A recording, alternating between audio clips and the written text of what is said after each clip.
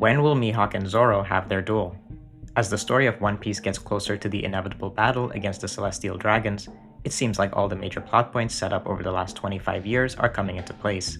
And yet, when it comes to the long-anticipated duel for the title of World's Greatest Swordsman, it still feels unclear exactly when the battle could reasonably occur.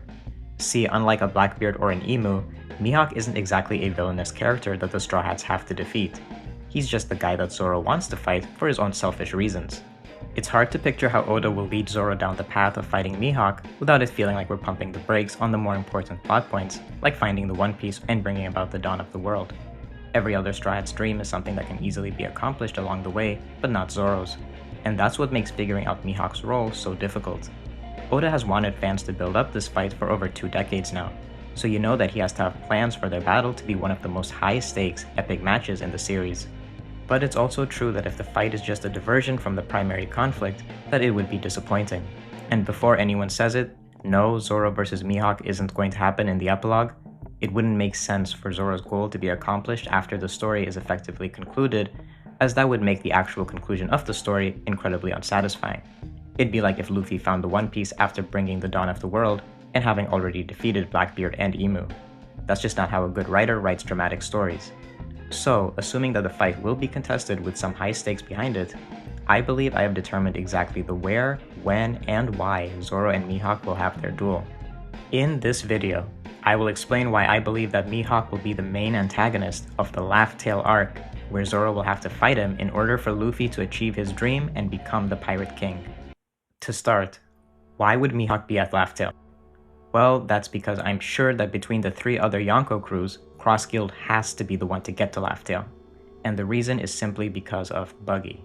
Buggy's whole story in One Piece has been the tale of a pirate who always fails upward. It's a phrase often repeated by the fanbase, and for good reason. He started as a lowly pirate in the East Blue, then after getting his ass kicked by Luffy, he formed an alliance with Alvida and made it to the Grand Line. He then got arrested at Impel Down but managed to escape, all the while recruiting several inmates, giving him enough clout for the world government to make him a warlord. Then his warlord title was revoked, but due to some prior dealings with Crocodile, he was able to become the leader of a new organization powerful enough to be deemed a Yonko crew. The trajectory is clear. Buggy's stocks just keep going up, and there's really only one step higher than Yonko, and that is becoming the Pirate King. Now, will Buggy actually become Pirate King and find the One Piece? That's highly unlikely. But what is likely is that Oda will dangle the possibility until the very last moment by having him find the 4 poneglyphs and reach Laugh Tale alongside the Straw Hats. Think about it. What other role does Buggy have in the story other than wanting to find the One Piece? He has no connections to the greater factions like the Celestial Dragons or the Will of D. He wouldn't be much help in the final war as his crew is incredibly weak. He's just a silly clown who wants treasure because that's what pirates want. What would be the point of writing in him becoming an emperor beyond being the final obstacle in the Straw Hats' way of finding the One Piece? Now, what about Shanks and Blackbeard? Won't they be at Laugh Tale? How could Mihawk be the main antagonist with 2 other Yonkos present? Well, in my opinion, they won't be at Laugh Tale, and here's why. Starting with Shanks, his story since post-Water 7 has seemingly been leading to a battle with Blackbeard. Yes, he's expressed interest in finding the One Piece after Luffy became an emperor, but that very convenient timing makes it seem as if he's only interested in testing Luffy to make sure he's ready, rather than some genuine desire to become the Pirate King. This most likely will lead to a clash between the 2 crews, most likely a Davy backfight at Elbaf, but that's the extent of it. The truth is, Shanks' true motivation has always been to stop Blackbeard. In almost every appearance of his, he is shown to be concerned about what Teach is up to. And considering Shanks fits the cliché mentor figure character, it's very likely that this impending battle will lead to his death. Now, with that said, what about Blackbeard? Can't he make it to the final island? Well, based on how the story is progressing, I would say no. And the main reason for this is that his goals currently seem to revolve around concocting some grand scheme to take over the world. Yes, claiming the One Piece is likely a step in that direction, but his efforts right now seem more concerned with manipulating the world government and claiming the ancient weapons. I think fitting going to Laugh Tale on top of all of that would be a little much. I can imagine that this might not be enough to convince people that Mihawk would have to be the main antagonist of the Laugh Tale arc. After all, since when has the main antagonist of an arc been a Zoro opponent? There are literally 12 characters who could be vying for the One Piece, and Mihawk wasn't even featured among said 12 members. Well, here's the thing. I think it is very interesting that Oda decided to make Mihawk a subordinate of Cross Guild. Since when have we had a Yonko crew, hell just any organization in the series, where the leader wasn't the strongest member. Cross Guild is the first instance where we can definitively say that a lowly commander is stronger than the leader. You could maybe try to argue that someone like Sakazuki or Kuzan might have been stronger than Sengoku, but it's really hard to say as Sengoku retired after Marineford. Enemy organizations in One Piece are created primarily so they can be defeated by the Straw Hats. And because of that, the strength levels usually correlate to their place within the group's hierarchy. This is done to match the Straw Hats, as of course Luffy being the main character and captain of the crew, he would have to fight the main antagonist, i.e. the leader of the enemy group. It would be weird if when we learned the Doriki of CP9, it was shown that Kaku was actually stronger than Lucci, meaning Zoro had a tougher opponent at Enies Lobby. That just wouldn't be smart writing, as it lessens the impact of Luffy's win over Lucci. But the one instance where it would be justifiable for Zoro to have the stronger opponent is in the case of Mihawk. And the reason is that Zoro versus Mihawk is such a hyped up fight that it would just be disappointing if their duel was only the second most important fight in a given arc. Oda understands this. That's why he didn't have Mihawk join the Red Hair Pirates, so that in a Davy Back fight we'd have Zoro fight Mihawk, then follow it up with Luffy versus Shanks, as Luffy's fight would undermine what should be one of if not the most important singular battles in the series.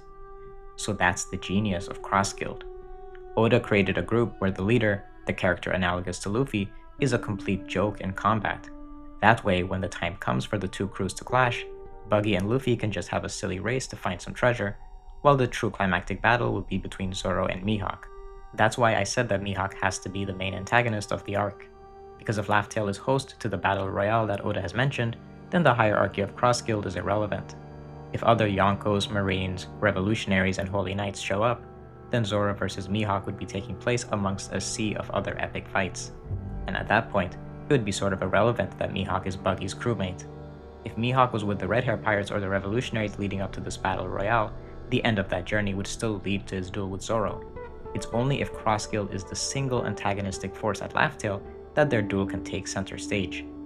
Okay, so I've explained why the greatest swordsman duel has to take place at Laugh Tale, and why Mihawk will be the main antagonist.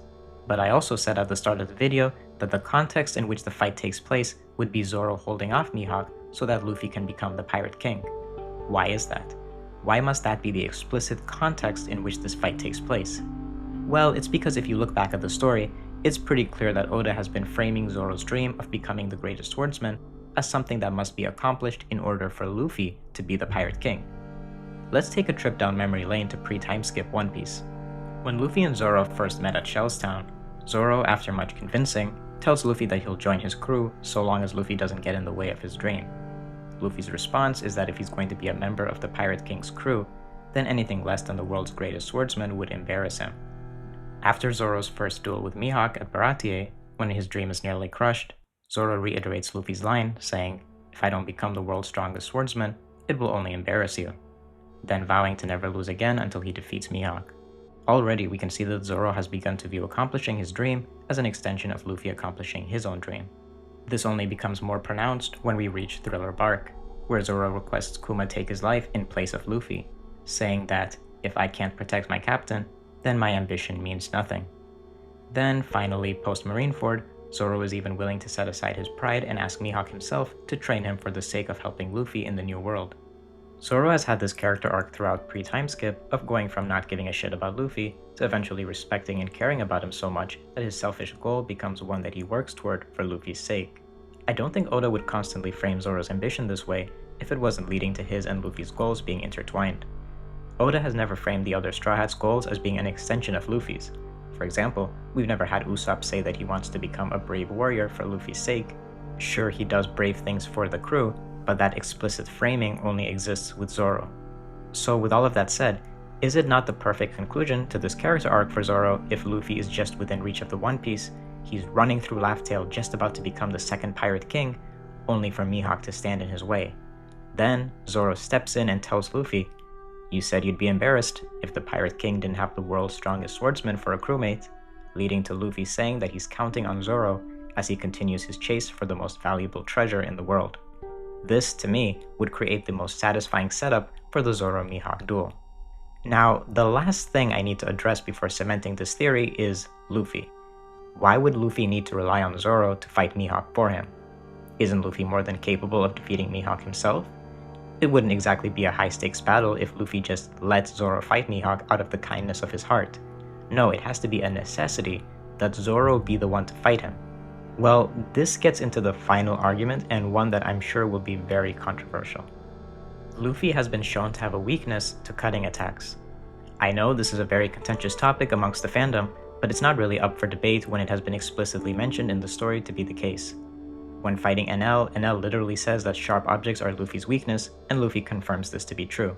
When fighting the man of the hour Mihawk himself at Marineford, Luffy stops himself from extending his arm at the risk of getting it chopped off.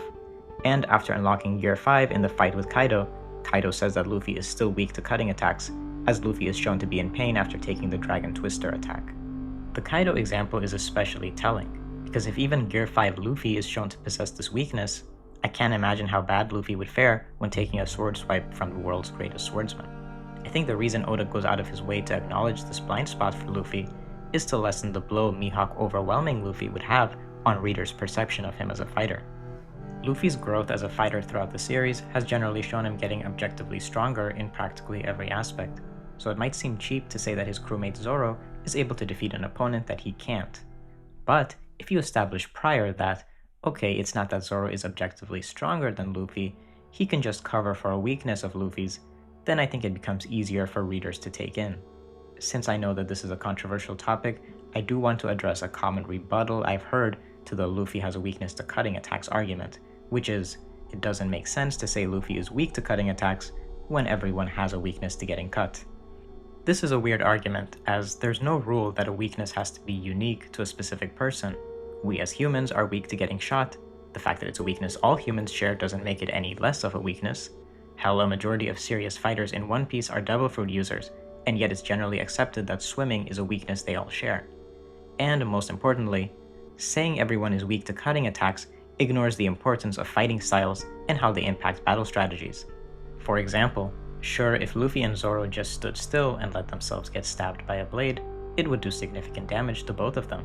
But if we consider that they aren't dumb and would use their combat arsenal to their advantage, I think it's clear that the guy who uses 3 swords to fight and defend himself is going to have less trouble blocking cutting attacks than the guy whose entire moveset involves throwing his arms and legs at his opponents. Zoro wouldn't find himself in a position like Luffy did against Cracker at Whole Cake Island, for instance, because his fighting style doesn't involve exposing his limbs. In conclusion, Luffy is weak to cutting attacks and Zoro is not. Hence why Zoro will be able to defeat Mihawk, the world's greatest swordsman. Now, I know it might be weird to think that by the end of Laugh Tale, if Zoro and Luffy were to theoretically have a one-on-one battle, that Zoro would come out on top, as now Zoro would be the world's greatest swordsman, so everything I said about Mihawk being a counter to Luffy would transfer over to Zoro. Well, my only response to that is that it's all but confirmed that finding the One Piece will just be the lead-in to the actual conclusion of the series, which would be a battle with the Celestial Dragons. So I think it's safe to say that when Luffy does fight Imu, he'll gain a power-up that will assuredly make him strong enough to even withstand cutting attacks from the world's greatest swordsman. What's most important is that Luffy will have to rely on Zoro at Laugh Tale and Laugh Tale only. So there you have it. The stage has been set for the most epic clash in all of One Piece. The setting? The most mysterious island in the entire world. The battle will determine not only who the world's greatest swordsman is, but also which pirate crew will walk away with the most sought-after treasure. There couldn't be a more exciting battle. Roronoa Zoro versus Dreadful Mihawk. The only question is, who will win? Well, thank you guys so much for watching this video. If you liked it, please make sure to like, comment, and subscribe for more One Piece analysis videos like this one. And be sure to check out my playlist for all my previous One Piece analysis videos. Link in the description. Alright guys, see you in the next one.